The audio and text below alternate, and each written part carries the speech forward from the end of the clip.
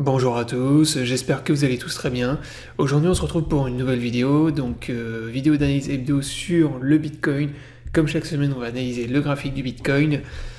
Donc cette semaine encore la vidéo va être vraiment très rapide puisqu'il s'est pas passé grand chose, en fait même rien du tout par rapport à la semaine dernière.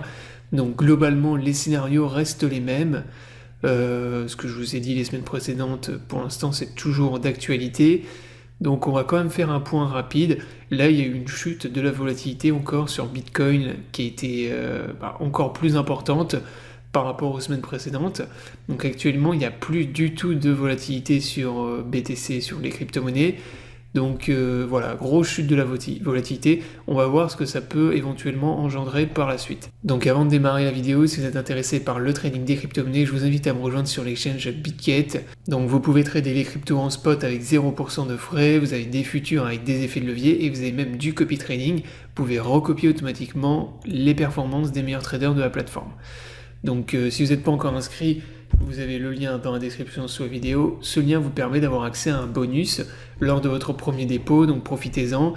Et je vous mettrai également le lien vers mon guide en copy trading pour bien démarrer pour les gens qui sont intéressés. Maintenant on démarre la vidéo d'analyse, donc comme je vous le disais à l'instant, pour l'instant la situation n'a pas du tout évolué, on est toujours à l'intérieur de notre pattern ici, donc dans notre falling wedge, on est toujours bloqué dans notre range, et sur plus petite UT, on peut observer la formation d'un nouveau range. On va voir ça sur UT H4. Ce qu'on remarque également en daily, c'est une chute vraiment très importante de la volatilité ces 3 derniers jours. Donc là, vous le voyez sur les bandes de Bollinger. Déjà avant, il y avait très peu de volatilité. On avait les bandes de Bollinger qui se resserraient de plus en plus. Et là, actuellement, vous voyez qu'elles sont complètement refermées. On a une volatilité qui est extrêmement faible et on n'avait jamais eu des niveaux de volatilité aussi bas depuis 2020. Si on passe maintenant sur UT H4, on voit que actuellement, donc on le voit bien d'ailleurs sur les bougies là, sur le 4 heures qui sont vraiment toutes petites, ce qui traduit justement le fait qu'il n'y ait pratiquement plus de volatilité.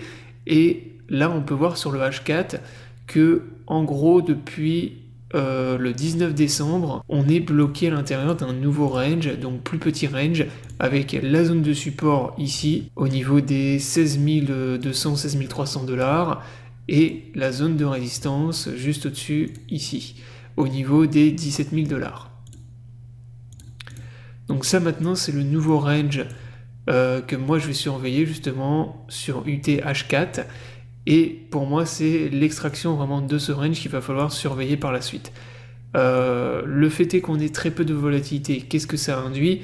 Eh bien, quand on a des phases comme ça de très faible volatilité sur les crypto-monnaies et sur les marchés en général, généralement, ce qui se passe, c'est que derrière, on rentre dans une phase, soit une grosse phase d'accumulation, soit inversement de distribution, et l'extraction du range va entraîner derrière une explosion de la volatilité. C'est toujours comme ça que ça se passe. Quand on a pratiquement plus de volatilité, ça consolide dans un pattern, dans un range, et après, d'un coup, ça explose, et ça part dans une direction, donc soit vers le haut, soit vers le bas. Donc là, ce qu'il va falloir surveiller, c'est maintenant l'extraction de ce range. Donc on est toujours donc en gros, si on casse ce support aux alentours des 16 200 $, moi je m'attends à un retour de la tendance baissière, à une explosion de volatilité vers le bas, retest du support qu'on a juste en dessous ici au niveau des 15 500 $, et probablement cassure du support avec retest du bas de notre falling wedge aux alentours des 14 500 $. Donc ce qui formerait un nouveau plus bas lors de ce cycle de bear market. Inversement, si on casse vers le haut, c'est-à-dire si on repasse au-dessus de ce niveau des 17 000 $, moi je m'attends à une explosion de volatilité vers le haut, donc retour des boules et retest de la résistance des 18 300 et du haut de notre falling wedge. Donc en gros, ça c'est le scénario que je vous avais partagé sur mon Twitter cette semaine. Donc là, cette semaine sur Twitter, je vous avais partagé une AT. Donc si vous ne m'avez pas follow sur Twitter, je vous invite à le faire, n'hésitez pas, je vous partage pas mal d'informations, d'analyses, qui sont souvent en avance par rapport à ce que je fais sur YouTube. Donc vraiment, n'hésitez pas. Donc là, je vous ai partagé une petite AT. En gros, je vous avais redessiné le falling wedge. Et là, je vous avais partagé mes deux scénarios. Soit retour de la tendance baissière et retest du bas du pattern. Donc à ce moment-là, on va retrouver du support et je pense qu'on retrouvera des acheteurs aux alentours des 15 000, 14 500 $. Inversement, explosion vers le haut et retest de la résistance de la ligne de tendance qu'on a ici, donc la résistance qu'on a vue à l'instant, donc aux alentours des 18 000 $.